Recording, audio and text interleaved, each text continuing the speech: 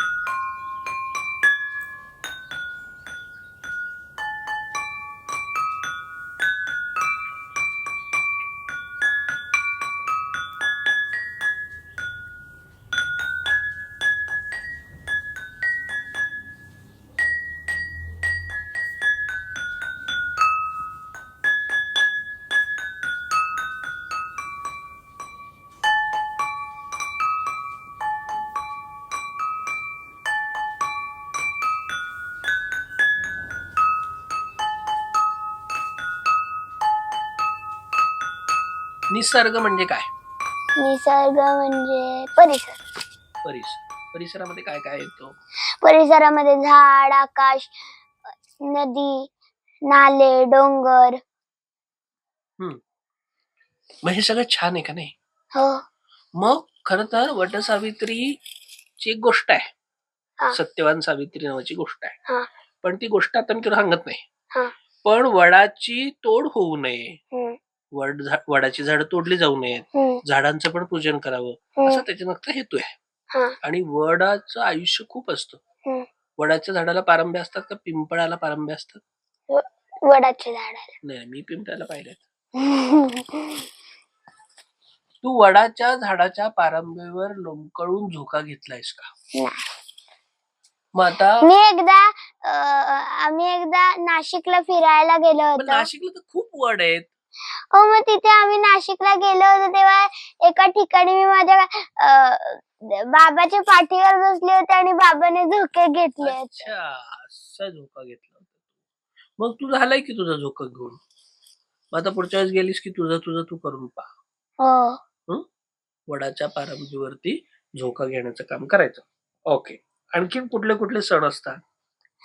आणखीन बैलपोळा, नागपंचमी. बैलपोळ्याला काय असतं? बैलपोळ्याला बैलाची पूजा करतात. त्याला का करतात बेटा बैलाची पूजा? कारण काय असेल बरं?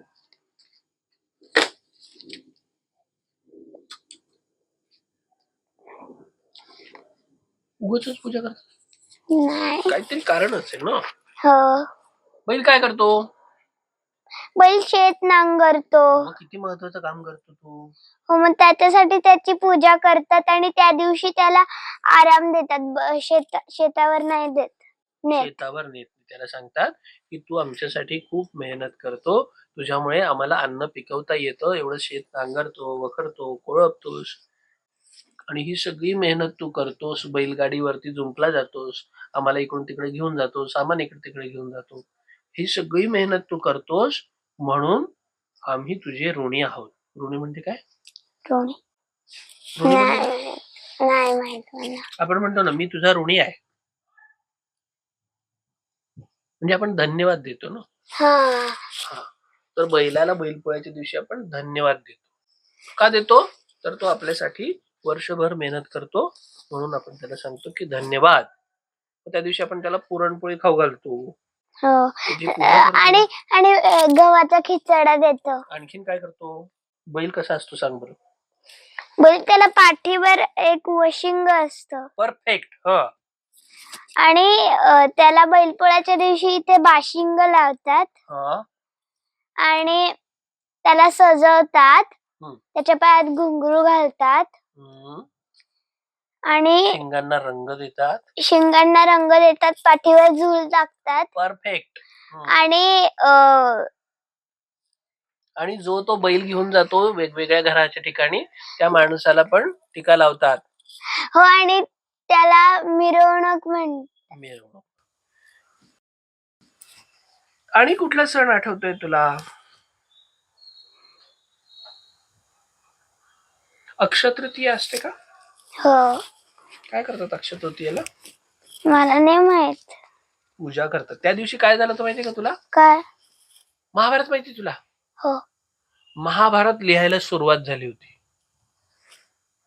व्यास ऋषींनी सांगितलं की मला महाभारत लिहायचं आहे. मग व्यास मुनी ज्या गतीने बोलतील त्या गतीने कोण लिहू शकेल? ते एकदम फास्ट फास्ट बोलायचे. मग कोण लिहू शकेल? तेच. अशी त्याला सोंड असते. त्याला मोदक आवडतात. गणपती. हा, मग महाभारत व्यासांनी सांगितलं आणि गणपतीने लिहिलं. कशाने लिहिलं? सोंडेने. ही सोंड.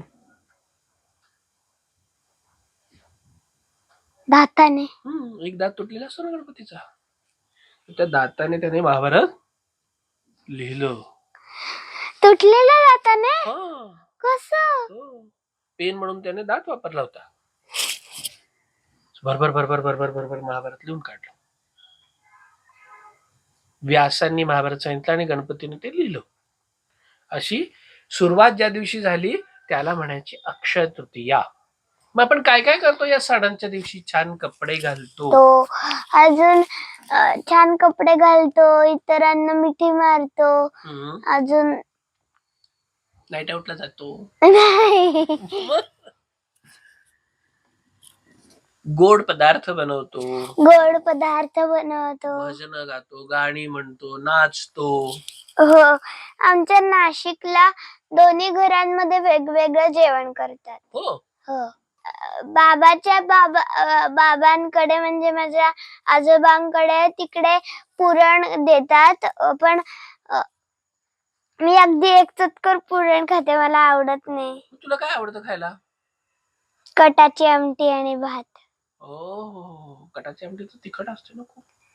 मला आवडते. आवडते? किती वाट्या पितेस? पित नाही मी.